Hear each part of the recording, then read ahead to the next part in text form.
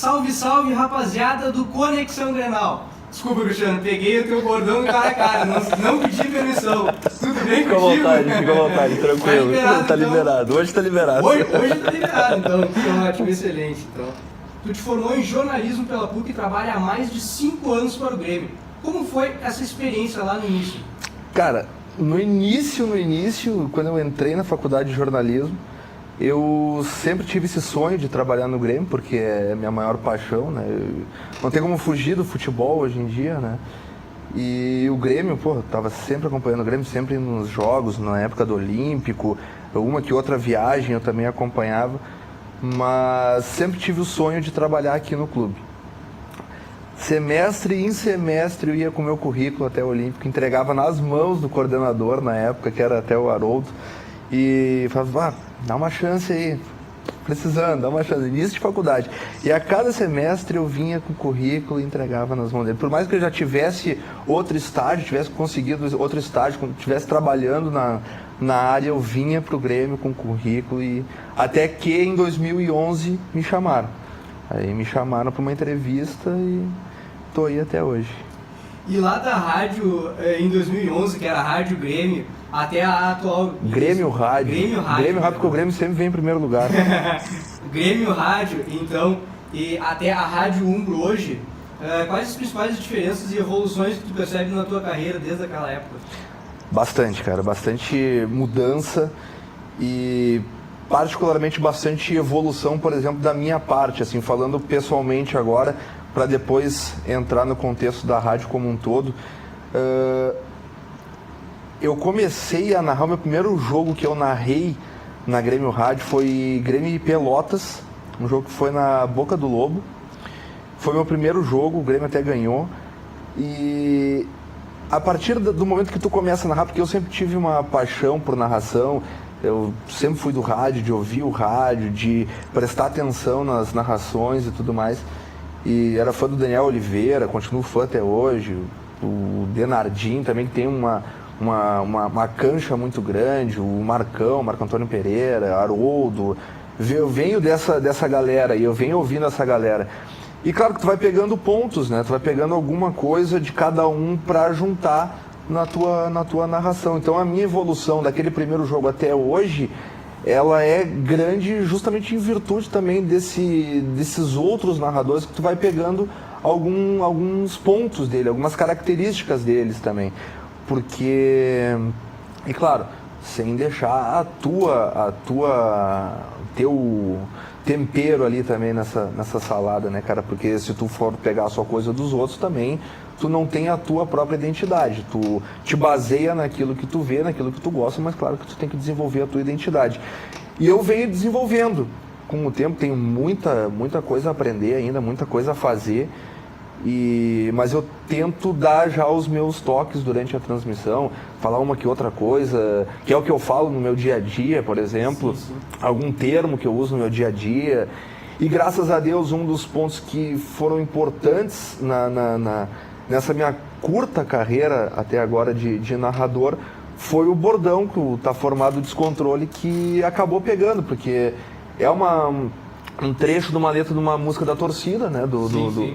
Da geral, que o descontrole tá formado e tudo mais. E acabou pegando até pelo fato também de a cada gol que acontece dar uma vinheta no telão da arena também, que é gravada aqui pela gente. Então isso aí acaba pegando, né? O Marcelo Oliveira é um também que me vê, ele acho que não sabe nem meu nome, mas ele sabe que eu falo Tá Formado Descontrole. Passa por mim e começa a gritar. Como é que surgiu essa ideia de falar o Tá Formado Descontrole? Isso aí foi de repente que tu falou assim e aí pegou, ou tu já tava mais ou menos te preparando para falar em gol? Não, eu tava me preparando, cara. Eu tava me preparando porque, o gol é o principal momento do narrador, o principal momento do jogo. O que eu vou falar para me diferenciar dos outros, ou para pelo menos dar uma característica do Cristiano nos gols? Aí eu buscando, eu vou te dizer que não foi difícil, cara, porque como eu vim da arquibancada, como eu frequentei a arquibancada, eu cantava isso nas arquibancadas lá no Olímpico. Então eu falei assim, esse termo aí é legal de usar. Por quê? Porque representa a festa do gol, representa a alegria do gol, representa o descontrole nas arquibancadas. Então, eu vi que era um termo que a torcida do Grêmio já tinha adotado, o termo por cantar junto no estádio, eu acabei, vou adaptar também na narração.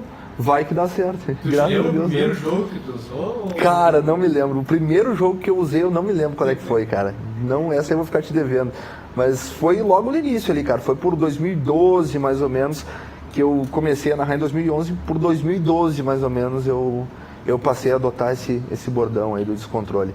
E só concluindo a questão da rádio, o que mudou da Grêmio Rádio para a Grêmio Rádio Umbro, que veio a partir de 2015, foi justamente a estrutura, né? A estrutura, um comprometimento muito maior, não que antes não se tinha um comprometimento em fazer as transmissões de gremista para gremista, mas mudou.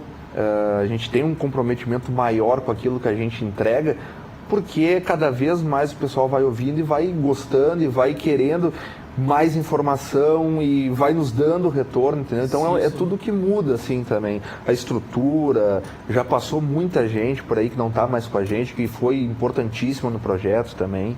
Então acaba mudando, né? São essas coisas que acabam evoluindo. O canal no YouTube também ajudou um pouco a Rádio Umbro, né? Essa outra área que é o canal no YouTube. Sobre isso, eu brinquei no início do cara a cara. Quando surgiu essa ideia e teve algum jogador que não quis dar entrevista?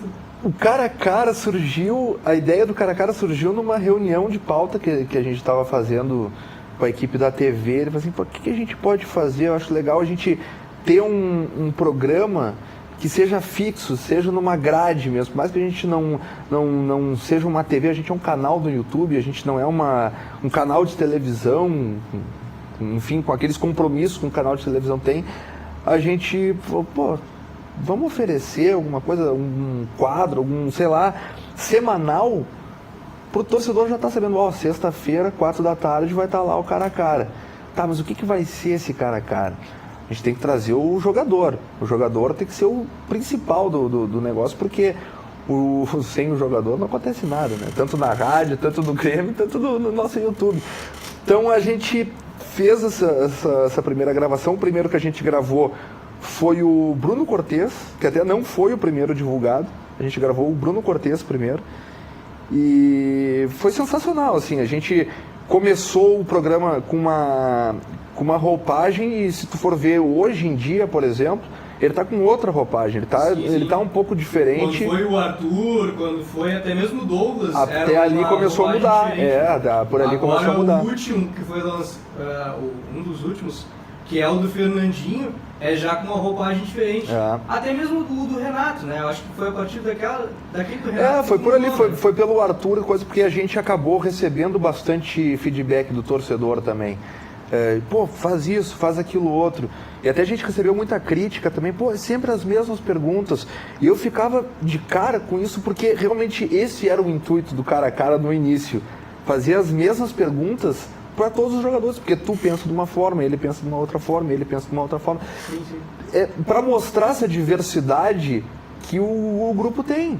Esse era o intuito do cara a cara. E aí começou a passar, aí o pessoal acabou tira uma que outra pergunta aqui, que a gente até fazia da cor favorita. Sim. Claro, não é uma pergunta, mudou minha vida saber a cor favorita do Fernandinho, sabe? Não é, mas é uma curiosidade que o torcedor pode ficar sabendo a partir de agora. Teve algum jogador assim que ele não quis fazer o cara a cara? Não. Tentou? Não.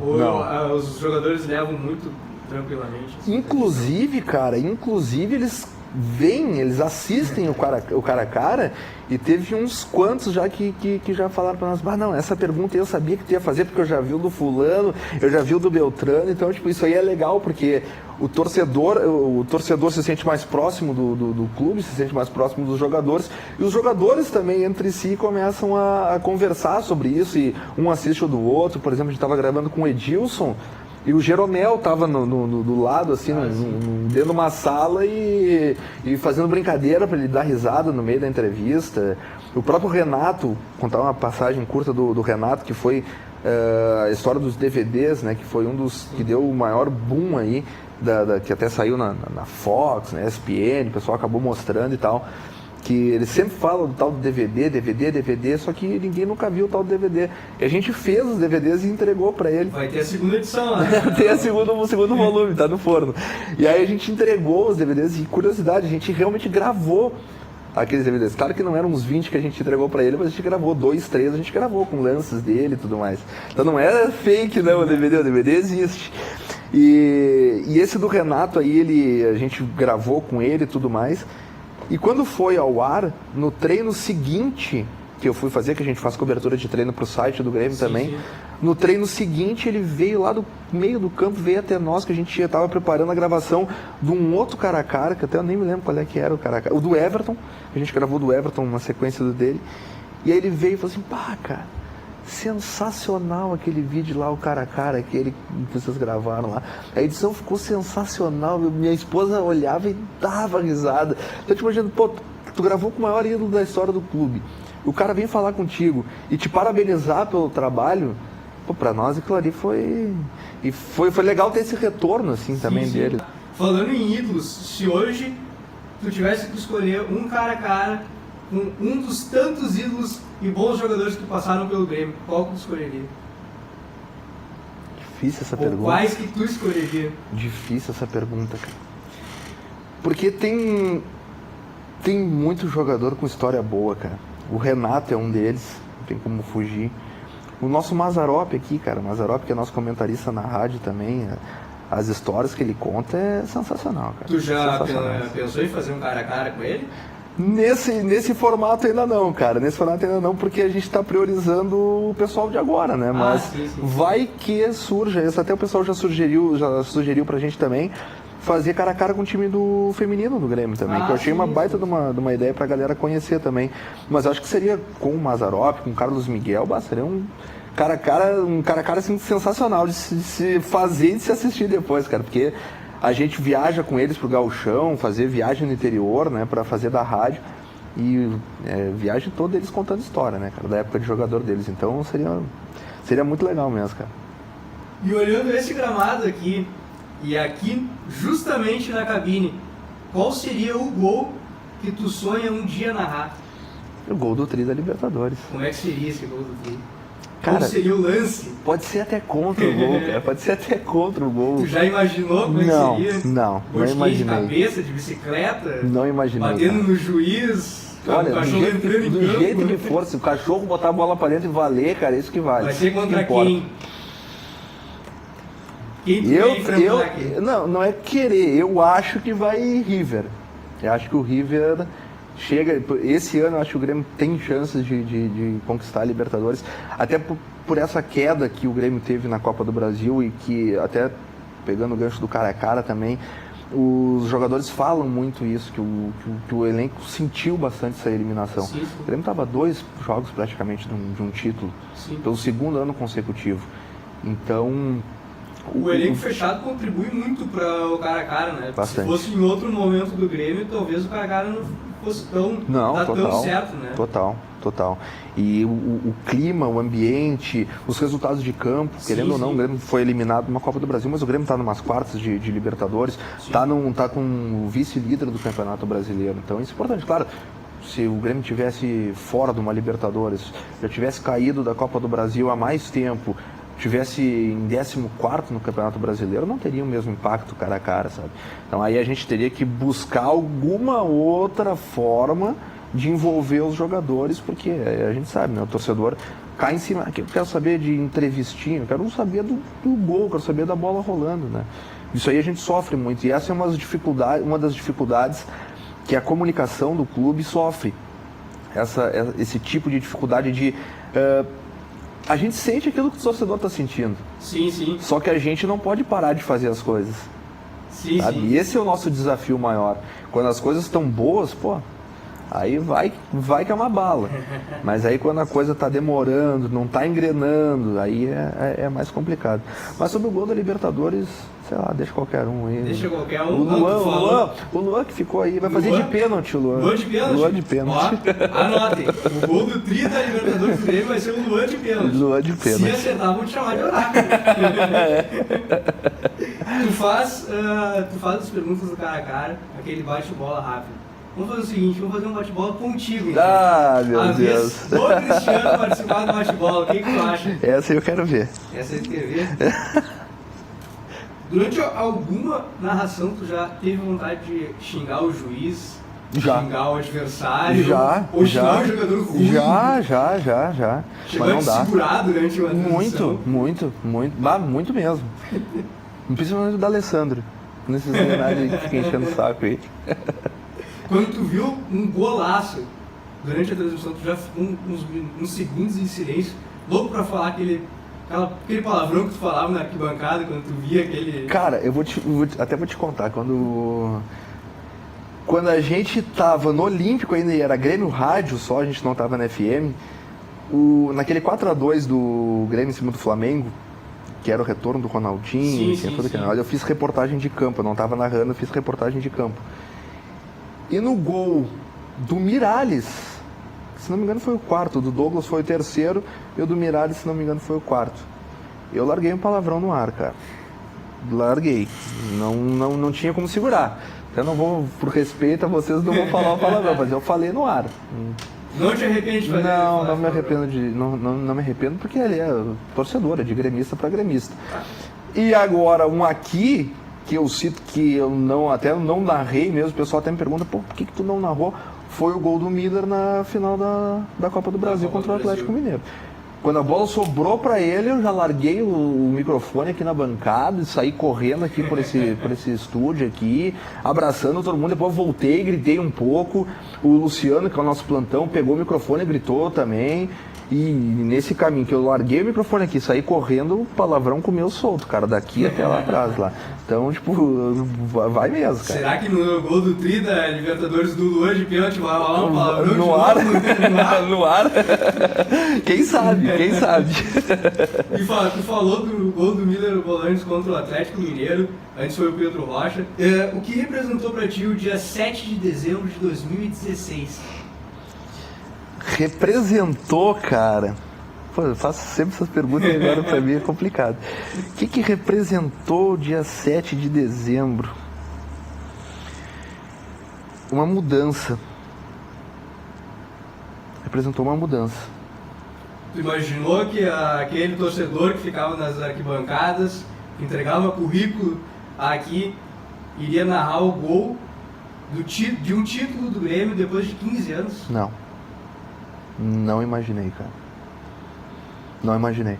Nem te imaginava narrando o gol de um título? Não. E graças a Deus é uma história, né, cara? Vai contar pros história, filhos. é uma história, cara.